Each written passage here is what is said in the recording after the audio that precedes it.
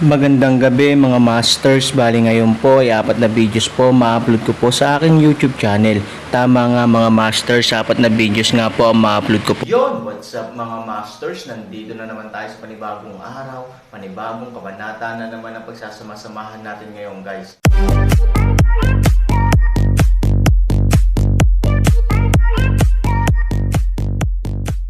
Bali mga masters, kung bago ka pa lang po sa aking YouTube channel, please click the subscribe button, lalong-lalo na po yung notification bell guys, para maging connected pa rin tayo sa isa't isa at maging updated kayo sa mga susunod ko pang video.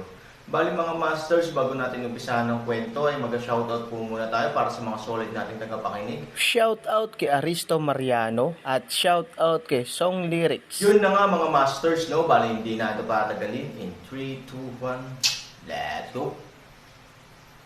Mga master, magbabalik tayo sa pag-upload ng 4 na videos everyday simula ngayon araw.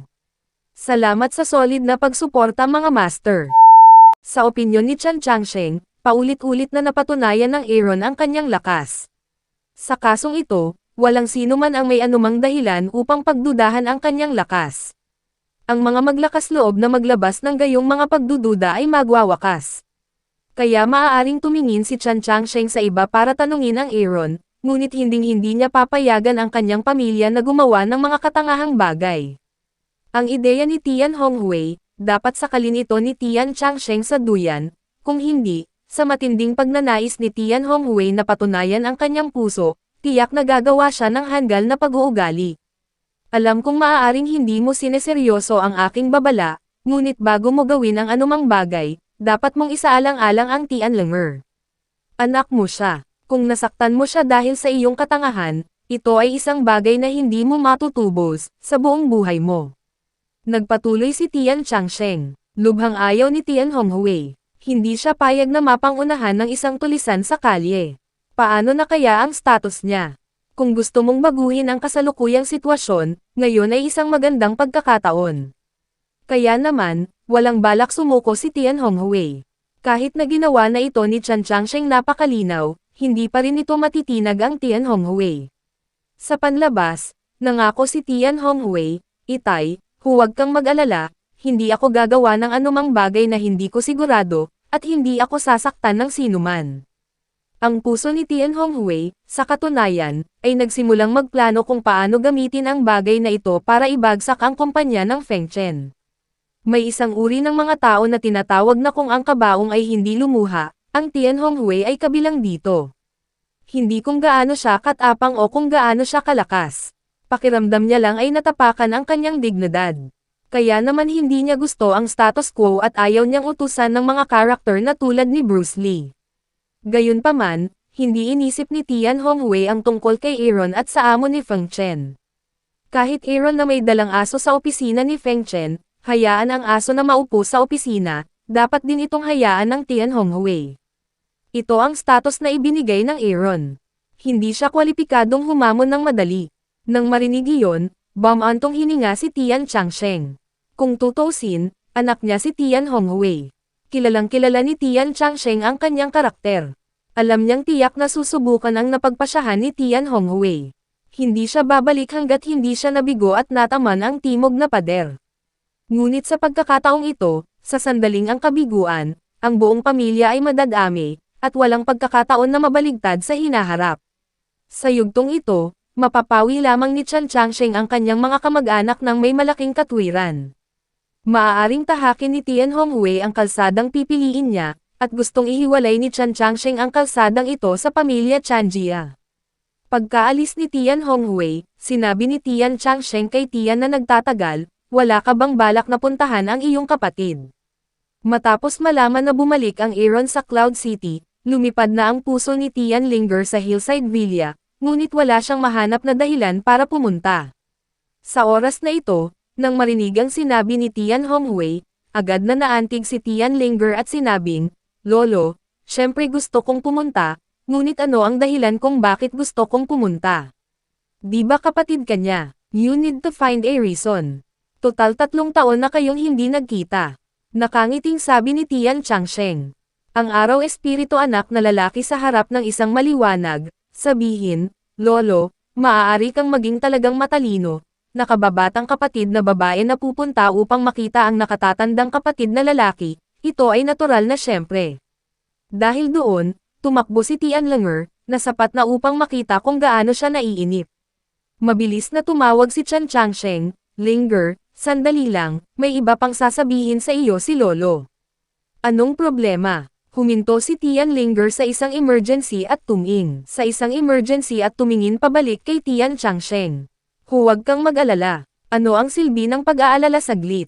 Walang magawa si Chan Changsheng. Bumulong si Tian Linger at sinabing, paanong walang silbi?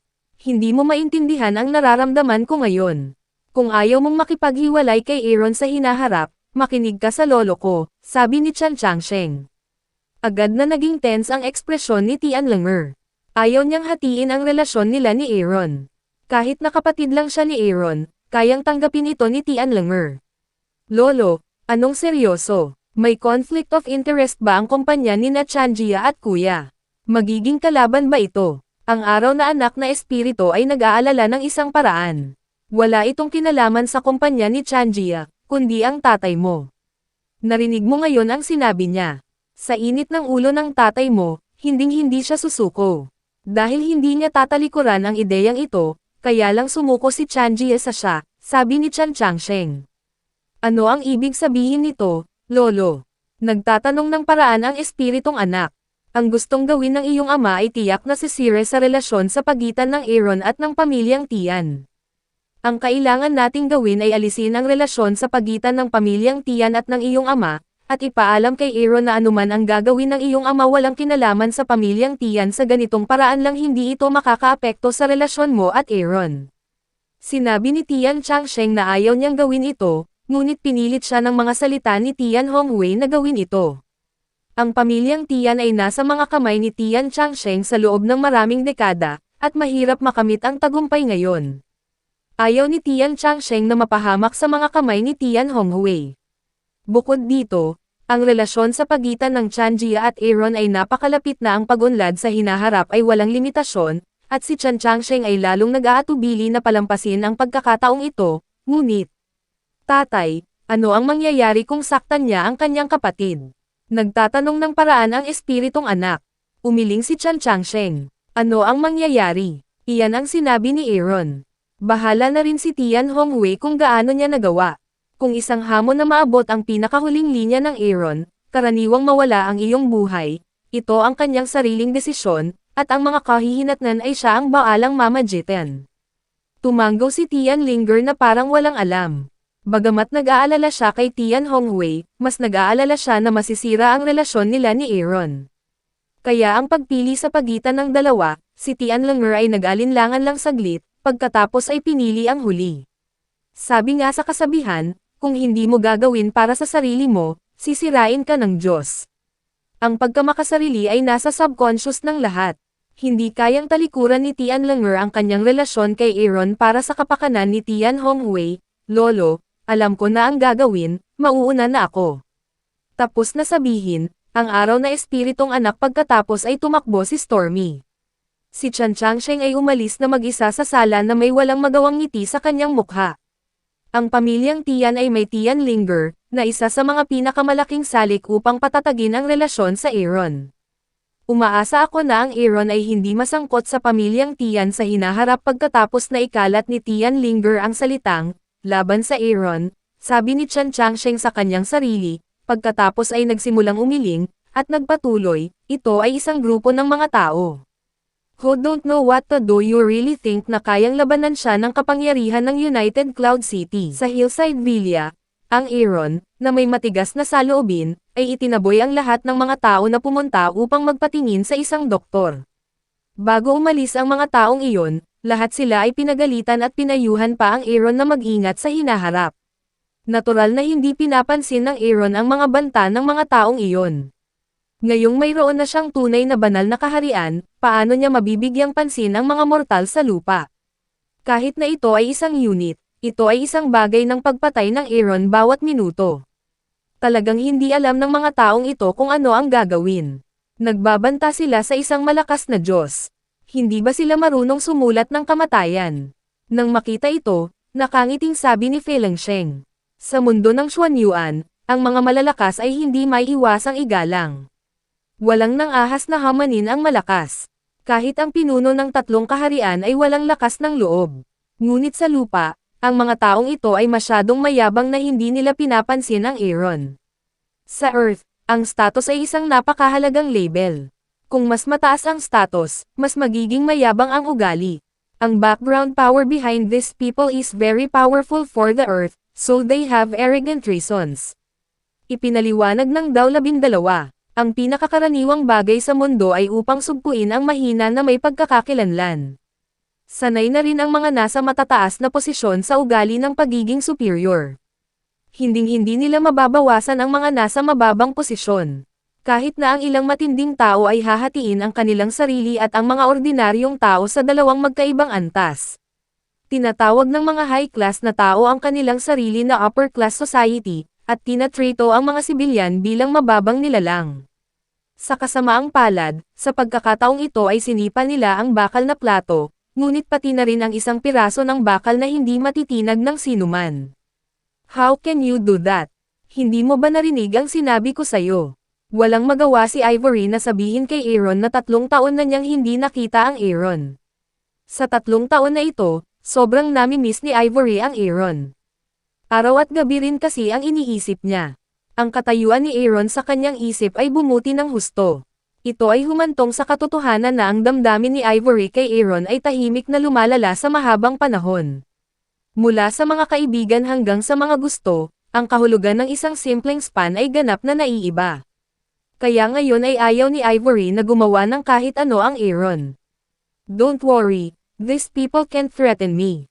Sa paningin ko, mga clown lang sila. Nakangiting sabi ni Aaron. Payaso. Nang marinig ni Ivory ang gayong mga mapagmataas na salita, hindi napigilan ni Ivory na imulat ang kanyang mga mata at sinabing, sa mga taong ito, mayroon pa ring mga taga-Yanjing. Sinabi ng aking lolo na bagaman sila ay nagretiro, mayroon silang malaking impluwensya at mataas na katayuan. Kung sila ay nasaktan, walang gustong magkaroon ng magandang buhay. Ang mga salita ng lolo mo, kahit papaano, ay hindi mali, ngunit para sa mga ordinaryong tao, para sa akin, hindi nila ako maaaring takutin, kaya talagang hindi mo kailangang mag-alala tungkol dito. Ang Aaron ay nasiyahan sa pakiramdam ng pag-aalaga, lalo na ang pangangalaga mula kay Ivory, na nagpasaya sa kanya. Ikaw, sa harap ng Aaron, si Ivory ay walang magawa, umabot sa lalamunan ng isang talata, lumunok pabalik, dahil alam niya, sa kasong ito, anuman ang walang silbi. Gayunpaman, naniniwala rin si Ivory na ang Aaron ay talagang hindi isang idiot. Hinding-hindi siya magiging mayabang sa mga bagay na hindi niya kayang hawakan. Ipinapakita lang ng performance ni Aaron na may plano siya. Marahil, tulad ng sinabi niya, ang mga taong iyon sa kanyang paningin ay talagang mga clown. It's almost time. Uuwi na ako. Tiningnan ni Ivory ang oras at sinabi kay Aaron. 3 taon ko na siyang hindi nakikita. Paano magiging handa ang Aaron na iwan si Ivory ng ganito? Mabilis niyang sinabi, kung ayaw mong mag-dinner, magluluto ako ng personal o lalabas para kumain. You can choose. Dinampot ni Ivory ang kanyang mga gamit at sinabing, hindi, kailangan kong magmadaling umuwi. Sa ibang araw ay pag-uusapan ko ang tungkol sa hapunan. Pagkatapos sabihin ito, sinadya ni Ivory na tumingin kay Chihian. Pagka-uwi mula sa Aaron, wala siyang gaanong pakikipag-ugnayan at paalitang komunikasyon kay Chihian mula sa simula hanggang sa wakas. Pagkatapos ng lahat, sa kanyang isip, si Ivory ang pinakamahalaga, at si Chihian, sa isang kahulugan, ay isang nangungupahan lamang. Ngunit ang mga mata ni Ivory, ngunit hayaan si Aaron na makaramdam ng ilang makabuluhang, hindi ba dapat ang kanyang maling pag-unawa sa ano? Hindi kailanman papayagan ni Aaron ang hindi pagkakaunawaan na ito, kaya pinaalis niya si Ivory at nagtanong, sa palagay mo ba ay mayroon sa pagitan namin ni Chihian? Hindi ko alam kung meron, pero nakikita kong may gusto siya sa'yo. Sabi ni Ivory, she likes me, but I don't like her. Wala kaming kinalaman sa isa't isa. Sabi ni Aaron, you are so eager to explain. Natatakot ba ako sa hindi pagkakaintindihan?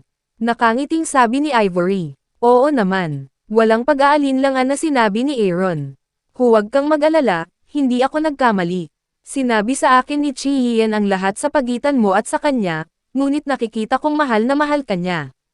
Kung hindi mo ito kayang harapin ng maayos, malaki ang magagawa nito sa kanya, ng pinsala.